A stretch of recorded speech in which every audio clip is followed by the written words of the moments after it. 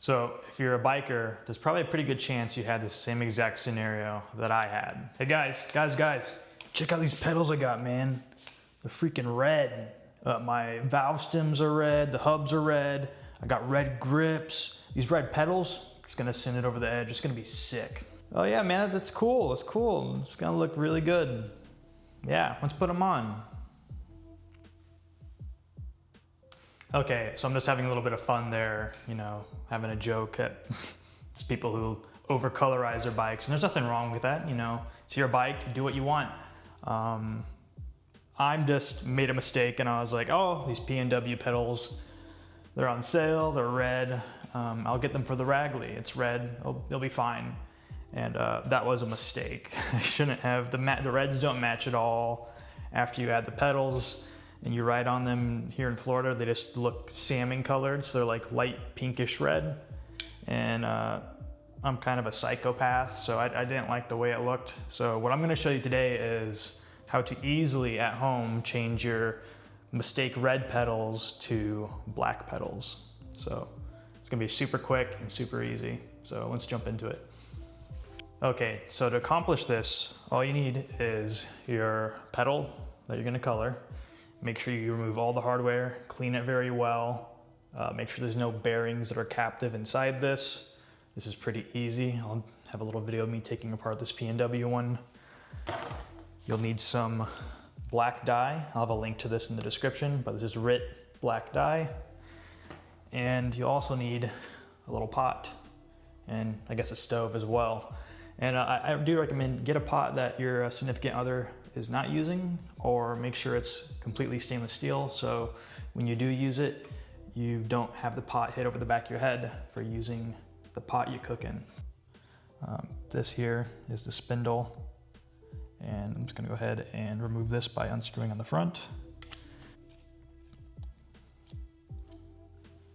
So inside here, there's another little encased Allen key.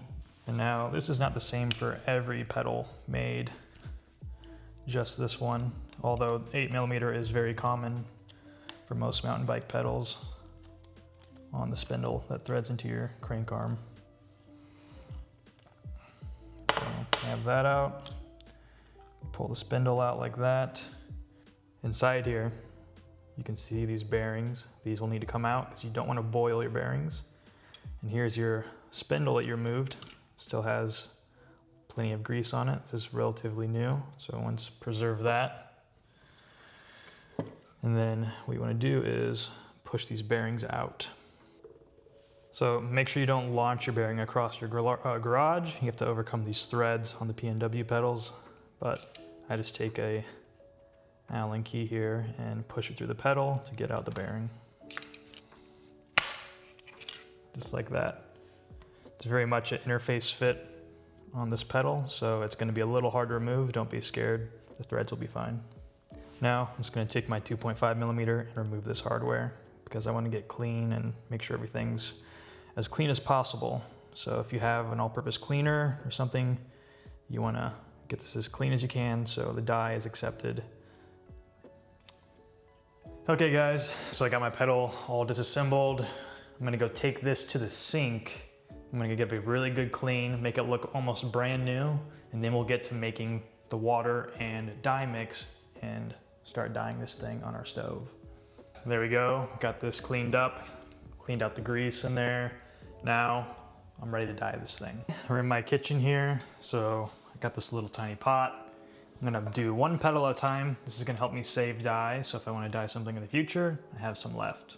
What I'm gonna do, I'm just gonna put one pedal in here and go over to my refrigerator, which tells me how many ounces is dispensed, and see how much it takes just to fill this up above the pedal. So I could do one pedal. Okay, so what I've done was I put 12 ounces of water in the pot, and I'm gonna do a 3:1 ratio for this mixture.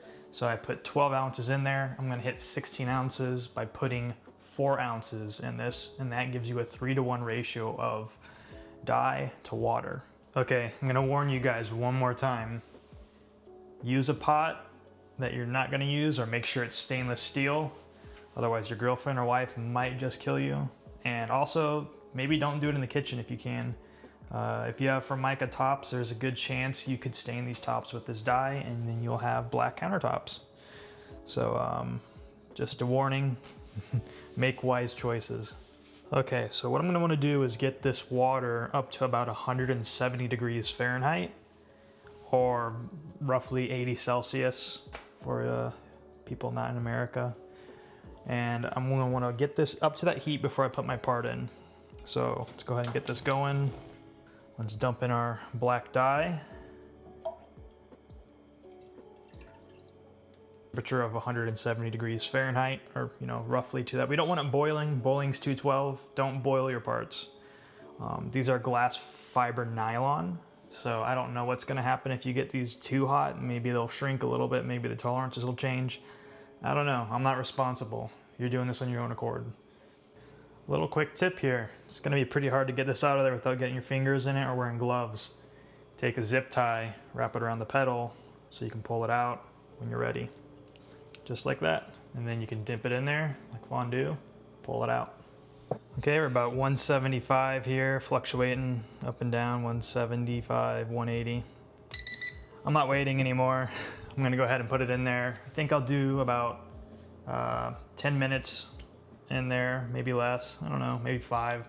If you're doing colors besides black, let's say this was like a yellow and you wanted to make it some other color and you wanted to dye it, you should periodically check on it, 2 minutes, 5 minutes, 10 minutes, see how that color is changing and see if you like it, because it can get really dark or it could be really light.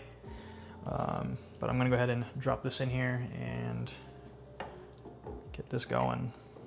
We're exactly at 5 minutes. I've been stirring it once a minute here. Let's see what we got. I mean, it's pretty black, but I think I can still see some undertones of red. So I'm gonna leave it in there for about 5 more minutes for a 10-minute bake. Come back and check it out. We're at exactly 10 minutes of this sitting in this solution. Give it a little shake here.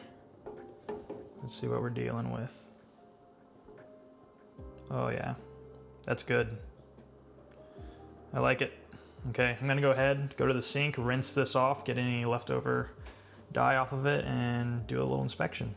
Okay, so there you guys go. Look at that. From red to black within minutes.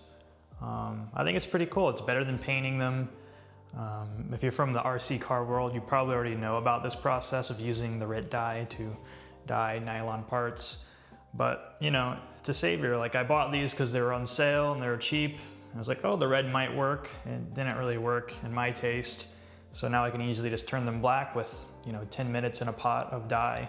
And what's nice is I can reuse that dye. I can just put it in a glass jar and put it back in there, and who knows, like maybe this didn't get all the way through to the red, so if I hit some rocks, maybe some red shows through. I can put it back in there and boil it again when I service the pedals.